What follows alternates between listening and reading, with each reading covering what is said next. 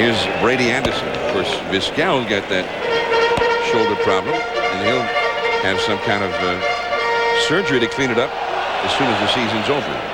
Brady Anderson is single to right and struck out, facing Hershiser, who is just pitching an outstanding ball game here, but trailing 1-0. There's a drive deep into right center field. Ramirez back. Gone!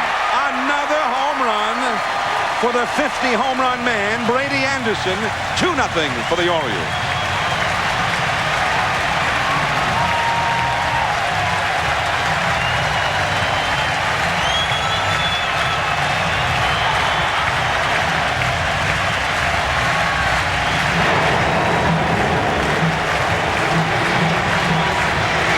Watched Hershiser after the pitch, and he motioned in to Sandy Alomar Jr. that he said the ball didn't move enough, did it?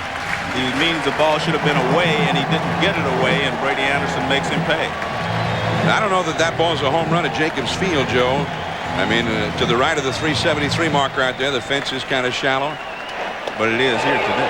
Yeah, a Camden Yards special perhaps, but anywhere else still a gapper and a double or triple.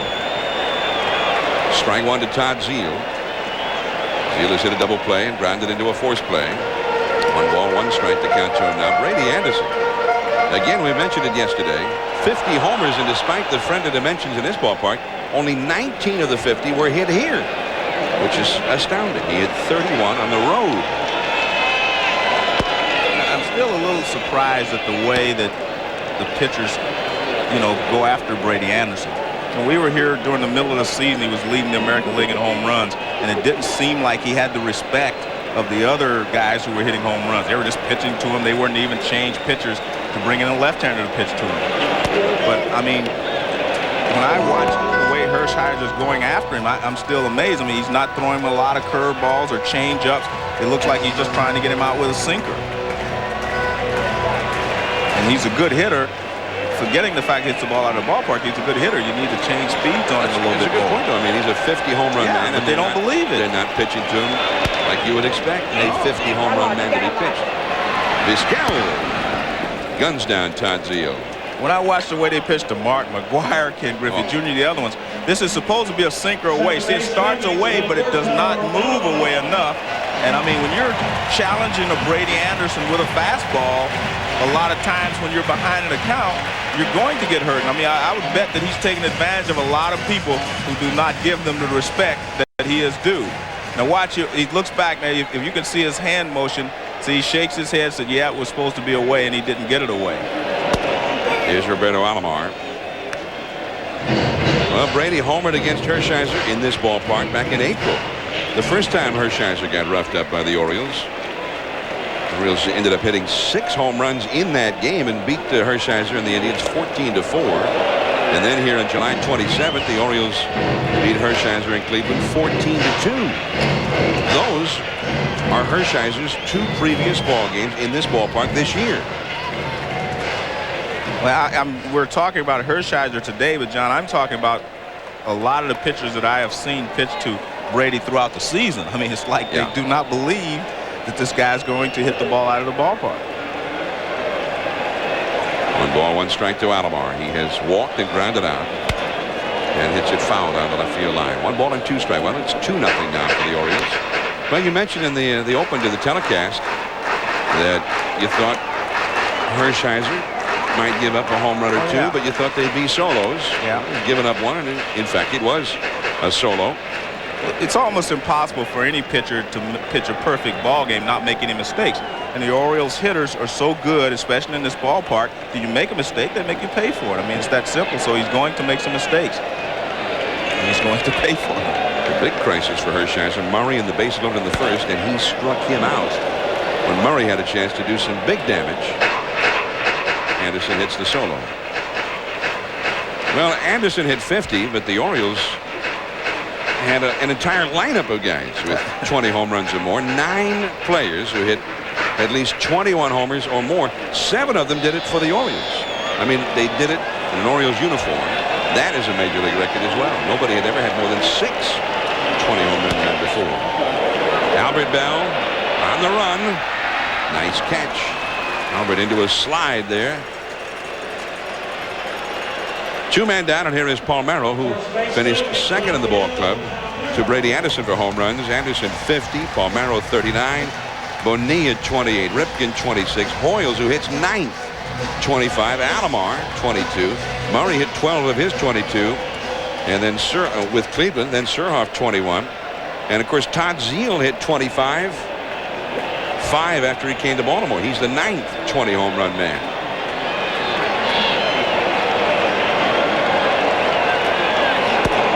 Ball one. Palmeiro has walked and struck out. I mean, never in the history of the game has anyone ever seen a team, Joe, play the final month of the year with all 9 of its hitters on a given day with 20-plus home runs. I mean, it's pretty astounding. But they also had some games, Joe, where if they didn't hit a home run, they didn't score. Well, that's true. I remember that.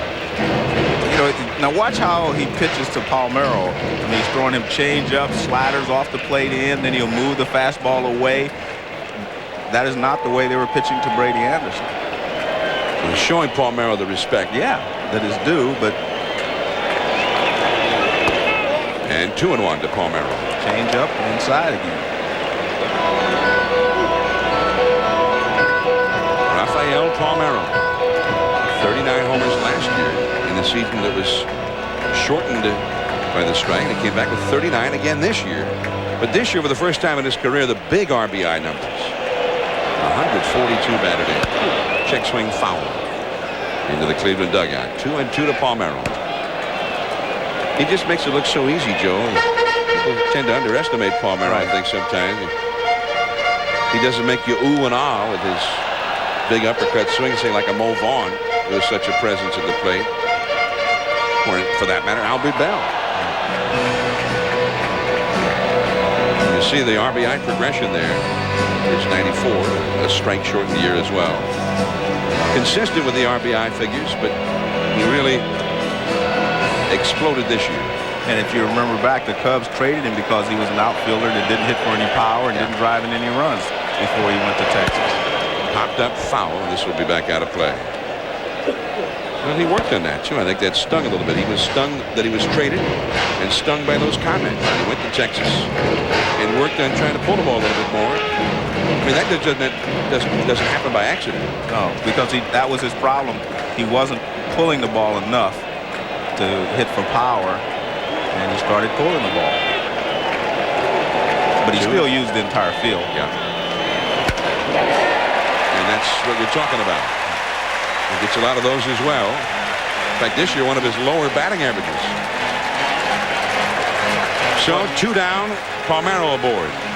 He waited on the changeup from Hershiser and just lined it into center field. He's still a little bit out front, but you see he's not trying to do too much with it. Watch, he just throws his hands at the ball right there. I mean, that's a beautiful swing right there, especially with 2 strikes.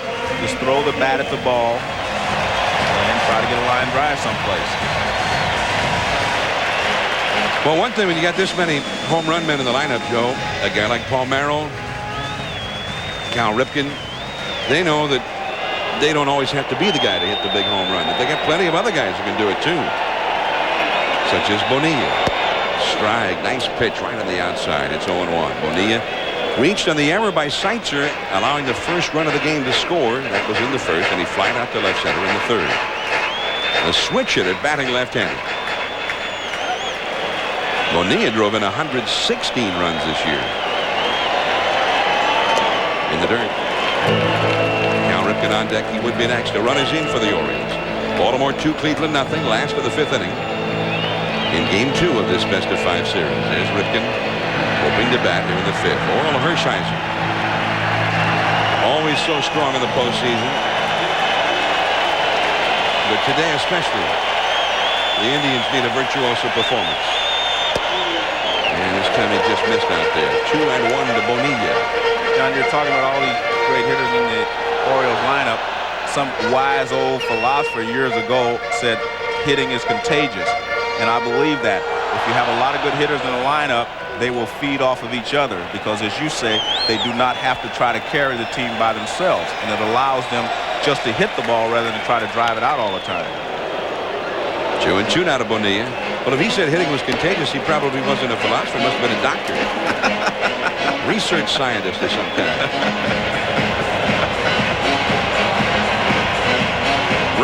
Anderson. Well, if it's contagious, he certainly caught the virus, and he's hoping to keep it.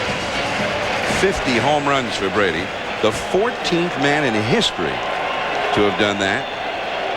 I mean, when you see the list of names, then there's Brady Anderson. 2-2 the count in the dirt. Knocked down by Alomar. Good job.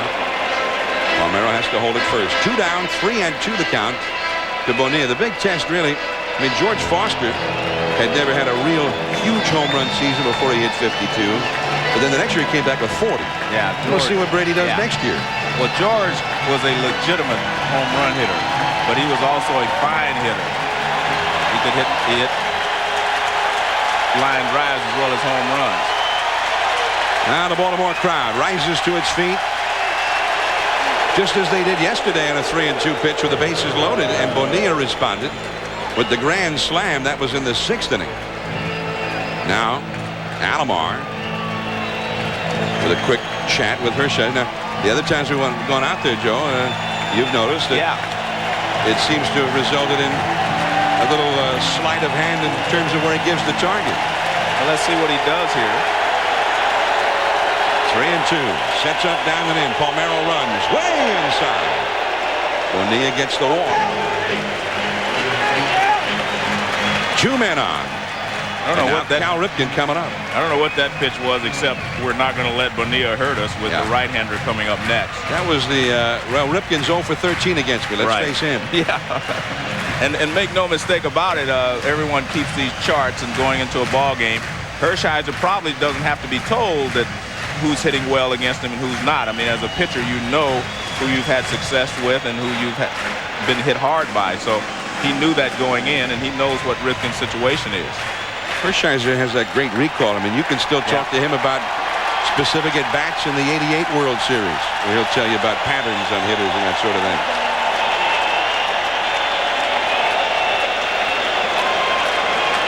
Two men on, 2 men out in the 5th, and here's Cal Ripken. Mark White, the pitching coach.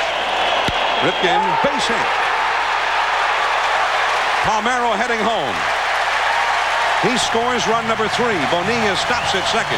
And Ripken, for the first time, has a base hit against Hershiser, and it hurt. 3-0 Orioles. Eddie Murray coming up. Well, as we said, percentages are in Ripken's favor that he's eventually going to get a base hit, because he is a good hitter, and no one's going to shut out a good hitter forever. So he was due to get a base hit.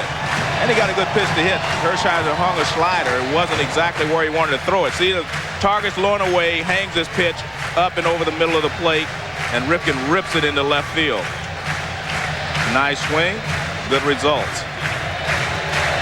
And there you see Palmeiro coming around to score the 3rd run for the Orioles. Murray telling him, go ahead and stand up. And now you hear the crowd chanting, Eddie. Wiley out there visiting with Hershiser. Wiley, the pitching coach for Cleveland. The bullpen is busy. A couple of young pitchers, the right-hander Danny Graves and Alan Embry, the left-hander. It's the 5th inning. They don't want to go to the bullpen now. But Hershiser, again, as you said, Joe, he made a couple of pitches in this inning he didn't want to make. That's exactly right. I think that's a sign of pitching under tremendous pressure, or having to make perfect pitches all the time. Eventually, you're just going to make a mistake. And that's, I mean, his club has been shut out. Down the left field line, if it's fair, it's trouble. Fair ball. 1 run scores. Ripken is being waved home. The relay by Vizquel. It's there, and he's out. Alomar with the tag. Bell to Vizquel to Alomar. Beautifully done. But Eddie Murray has driven in another run. It's a 3-run inning for the Orioles. 4-0 Baltimore. We're heading to the 6th. And when is this great Cleveland lineup going to explode? They're running out of time.